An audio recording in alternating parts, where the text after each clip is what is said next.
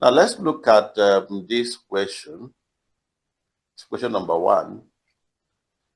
The input of a 6-pole, 3-phase, 50 Hertz induction motor is 50 kilowatts. That's the input power in at a speed of 970 RPM. The stator losses are 1 kilowatt and the friction and windage losses are 1.6 kilowatt. Calculate the following: the slip, the rotor copper loss, the output, and the full load efficiency. So you must write down the parameters that is given. So now, since the power in into the motor is 50 kilowatts, right? Now, the power goes into the stator, right? Now, in the stator, we are told that the stator loss is 1 kilowatt. So which means the iron loss and copper loss on the stator is 1 kilowatt. All right. And we're also given that the friction and windage loss is 1.6 kilowatt on the rotor. You can see that I've split this into 3. The first line is your stator line. Okay, so this one first here is for the stator, and this is for the rotor, and now here is for the shaft. Okay, I'm sure you know. So this is a shaft. This is your shaft. Okay, that's a shaft. About shaft is this.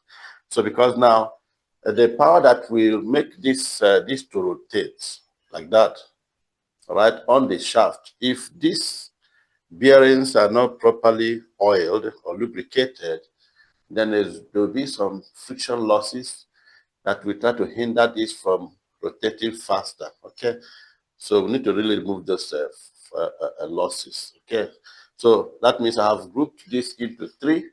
I have the stator, I have the rotor, and I have the shaft. This is a shaft.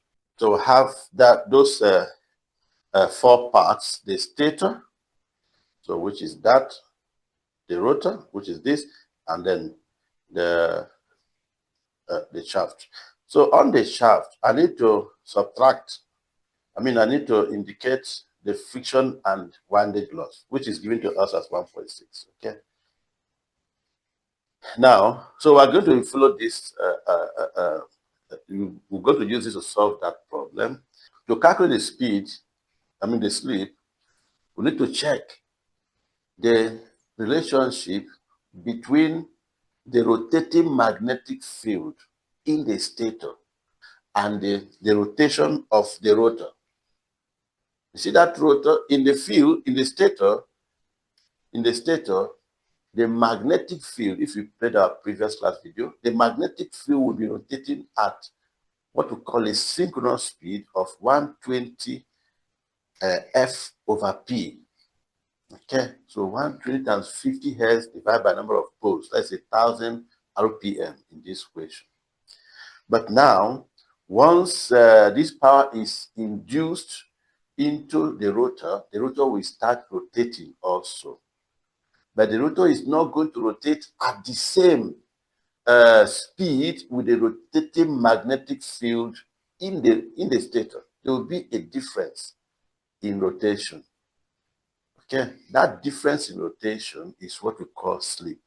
So that means the slip will now be the synchronous speed, which is ns, minus nr, that is the rotor resistance, the rotor speed divided by ns. That's all. So since we have gotten ns to be 1,000 and we are given nr to be 970, then we can say 1,000 minus 970 divided by 1,000 times 100%.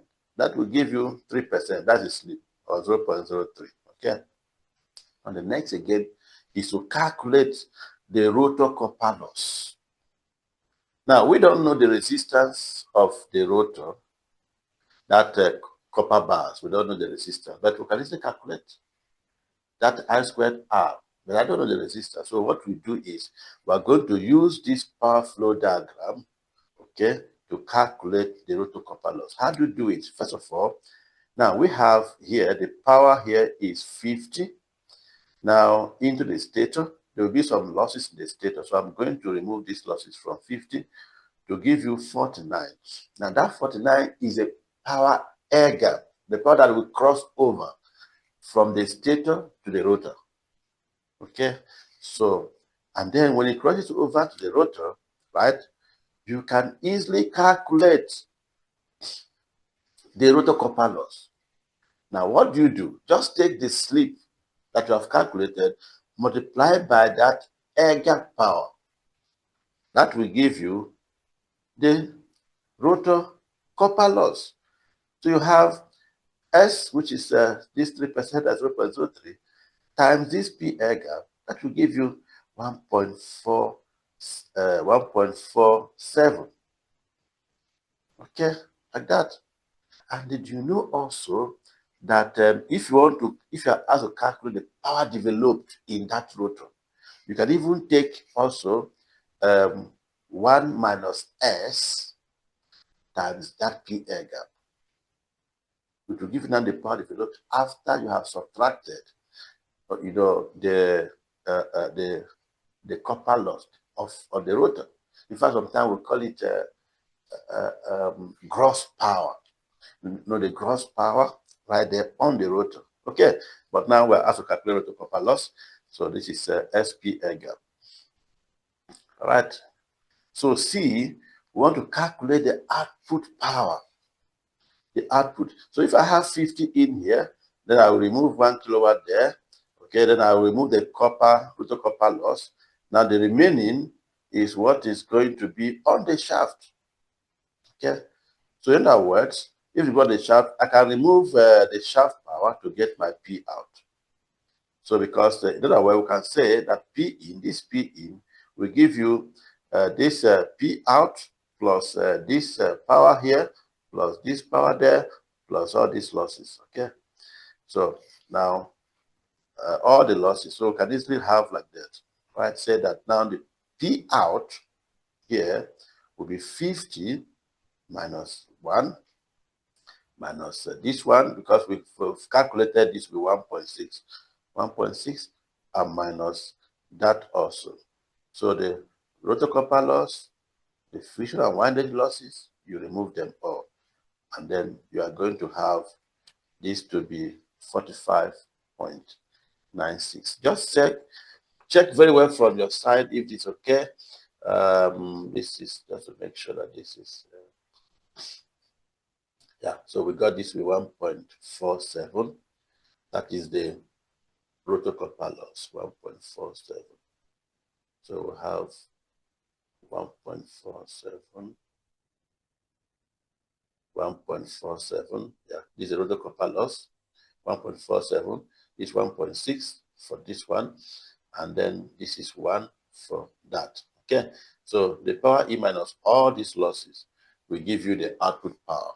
All right, and then from there you can calculate efficiency. Efficiency becomes P out over P in.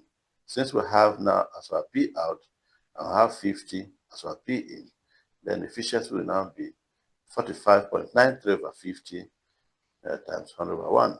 That will give you 91.86%. All right.